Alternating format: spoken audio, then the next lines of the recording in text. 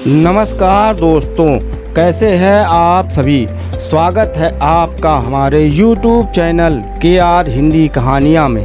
आज मैं आपको सुनाने जा रहा हूँ बहुत ही सुंदर और रोचक कहानी।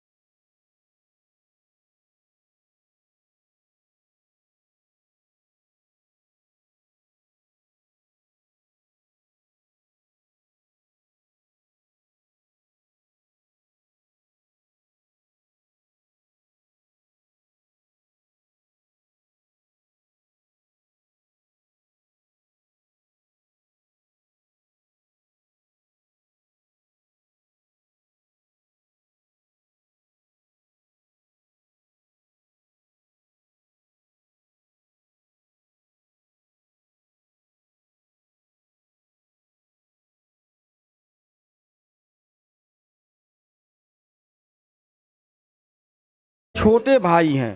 सूरज भैया के दो बच्चे हैं, एक बेटा और एक बेटी।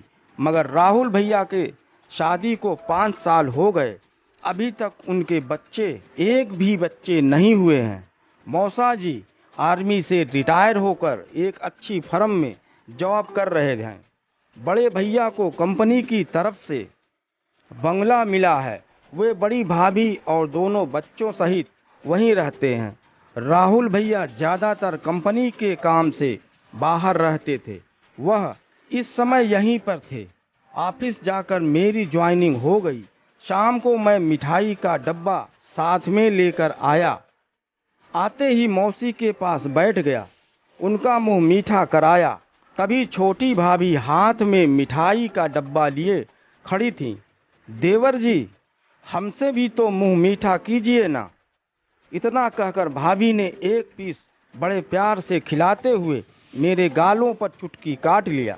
मुझे बहुत अजीब लगा। देवर जी, सिर्फ मीठे से काम नहीं चलने वाला है, हमें तो इस खुशी में एक ट्रीट चाहिए। क्या चाहिए भाभी आपको? वो मेरा उधार रहेगा आप पर। जब फर्स्ट सैलरी मिलेगी तब लूँगी। अभी आप हाथ मुंह धोकर फ्रेश हो जाइए, मैं खाना लगाती हूँ। इतना कहकर वो किचन में चली गई। मौसी का मन दुखी हो गया। बेचारी एक औलाद के लिए तरस रही है। भगवान, पता नहीं क्यों इसकी गोद सूनी किए है, जबकि डॉक्टरों से चेकअप भी करवा चुके हैं। दोनों की रिपोर्ट सब ठीक आई है। 3 दिन बाद मैं ऑफिस से घर आया तो देखा राहुल भैया बैग लिए तैयार खड़े, कहीं जाने के लिए। भैया भाभी, आप लोग कहीं जा रहे हैं? नहीं, बेटा इसकी तो ऐसी नौकरी ही है, यहाँ कम बाहर ज्यादा रहता है। मौसी ने तंज कसते हुए कहा, तो फिर भाभी भी जा रही होंगी।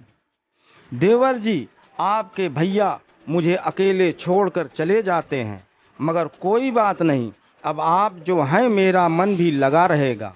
तभी राहुल भैया कहने लगे, प्रतीक यार मेरा एक काम कर दोगे? हाँ भैया बोलिए ना। मैंने तुम्हारी भाभी से ट्रीट का वादा किया था, पर मेरे पास टाइम नहीं है।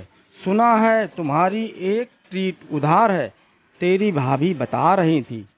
मेरी तरफ से भी दे देना, मैं 10 से 15 दिन में आऊँगा, नहीं तो मेरी प्यारी वाइफ बुरा मान जाएगी। तभी दरवाजे पर गाड़ी का हॉर्न बजा। अच्छा बाय। भैया के जाने के बाद भाभी ने कहा, देवर जी आप फ्रेश हो जाइए, मैं आपका खाना लगा देती हूँ। खाने के बाद मैं अपने कमरे में सोने चला गया। थोड़ी देर बाद पीछे से में दूध का गिलास लिए भाभी भी आ गई। मैंने पूछा, कुछ चाहिए क्या भाभी? नहीं देवर जी, दिन भर ऑफिस में मेहनत करते हैं, एक गिलास दूध तो पी लीजिए, रिलैक्स महसूस करेंगे। मैं बिस्तर से उठने लगा, वो मुझे एक हाथ से धक्का देकर मेरे पास बैठ गई। मैं जल्दी से दूध का गिलास खाली कर उन्हें जाने को कहा।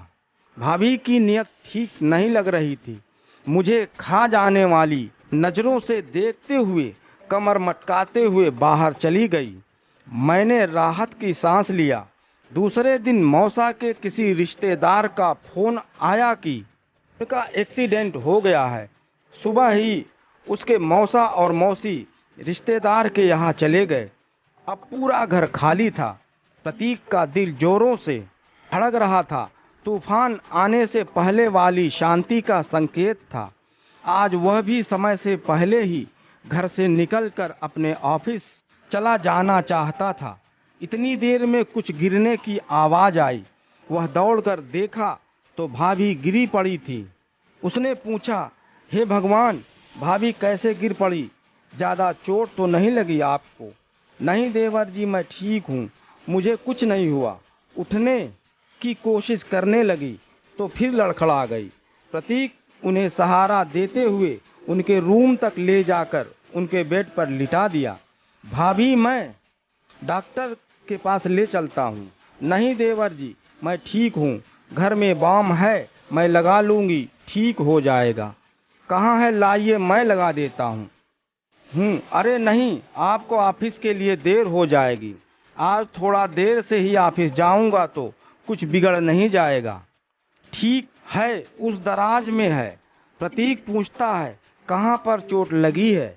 भाभी ने साड़ी नीचे की तरफ करके कहती है, देवर जी यहाँ बहुत दर्द हो रहा है। बहुत हिम्मत करके उसने बाम लगा दिया। वह सोच रहा था जितनी जल्दी हो यहाँ से ऑफिस चला जाऊं, मगर भाभी को इस हाल में छोड़ भी नहीं सकता था। भाभी आपको कुछ चाहिए हो तो ले आऊं, रेडी हो जाऊं, मुझे ऑफिस भी जाना है।